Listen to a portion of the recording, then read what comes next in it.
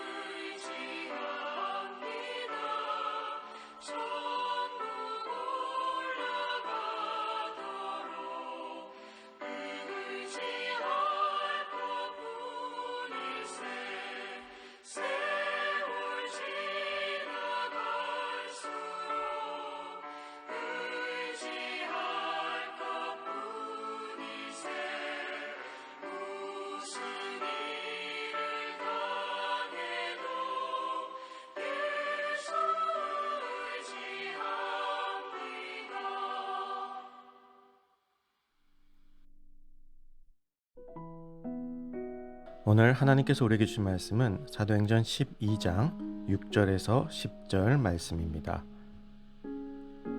헤롯이 잡아내려고 하는 그 전날 밤에 베드로가 두 군인 틈에서 두 쇠사슬에 매어 누워 자는데 파수꾼들이 문 밖에서 옥을 지키더니 호련히 주의 사자가 나타나매 옥중에 광채가 빛나며 또 베드로의 옆구리를 쳐 깨워 이르되 급히 일어나라 하니 쇠사슬이 그 손에서 벗어지더라.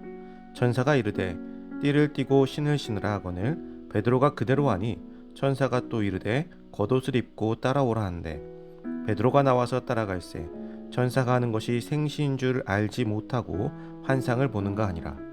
이에 첫째와 둘째 파수를 지나 시내로 통한 쇠문에 이르니 문이 저절로 열리는지라. 나와서 한 거리를 지나매 천사가 곧 떠나더라. 아멘. 믿음의 기도라는 제목으로 오늘 말씀 나누겠습니다. 헤롯 아그리빠는 유대인들의 환심을 사기 위해 교회를 계속해서 박해하였습니다. 그의 박해는 큰 성과를 거두는 것처럼 보였고 그 기세를 몰아 예루살렘 교회의 수장인 베드로를 체포하기에 이르렀습니다. 그러나 헤롯의 계획은 미래를 예측할 수 없는 인간의 일에 불과했습니다. 복음으로 인류를 구원하시려는 하나님의 강권적인 역사는 이러한 헤롯의 계획을 수포로 돌리셨습니다. 헤롯은 베드로를 옥에 가두고 그를 지키기 위해 군사 넷씩 네 패에 맡겨 감시하였습니다. 이는 베드로가 전에도 옥에 갇혔으나 하나님의 권능으로 풀려난 일이 있었기 때문입니다. 아마 헤롯은 그 당시 하나님의 권능이 아닌 빈틈을 노린 일이었다라고 여겼던 것 같습니다. 그래서 빈틈없는 자신의 계획에 만족했을 것입니다. 그러나 그의 계획도 하나님 앞에서는 아무런 의미가 없었습니다. 옥에 갇힌 베드로가 평온하게 잠들어 있을 때 호련히 주의 사자가 베드로에게 임하여 쇠사슬을 벗기고 파수들의 눈에 띄지 않게 베드로를 탈옥시켰습니다. 베드로가 투옥되었을 때 예루살렘 교회는 흩어진 것이 아니라 오히려 베드로를 위해 합심하여 기도하였습니다. 이들은 율법의 제재나 습관에 따라 기도한 것이 아니라 뜨거운 사랑과 하나님을 전적으로 의뢰하기 위해 모인 것이죠.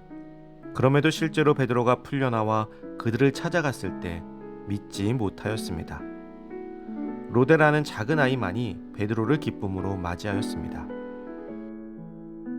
오랫동안 비가 오지 않아 고통을 받는 지역이 있었습니다. 하루는 온 성도가 교회에 모여서 이를 놓고 기도하기로 하였습니다. 한참 기도한 후에 사람들이 교회를 빠져나오려고 할 때 하늘에서 비가 쏟아지기 시작하였습니다. 사람들은 저마다 신기해하며 비를 맞으며 집으로 돌아갔습니다.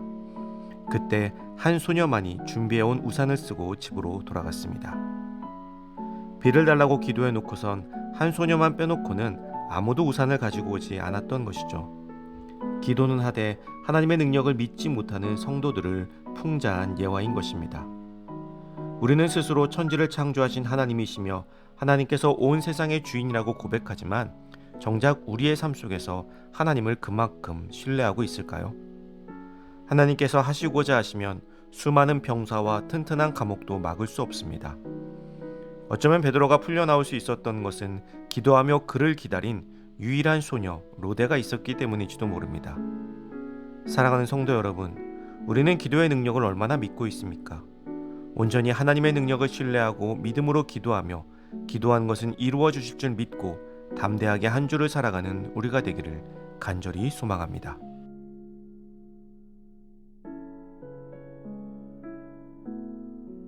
이 시간 주어진 기도 제목을 놓고 기도하고 또 각자의 기도 제목을 가지고 기도하도록 하겠습니다.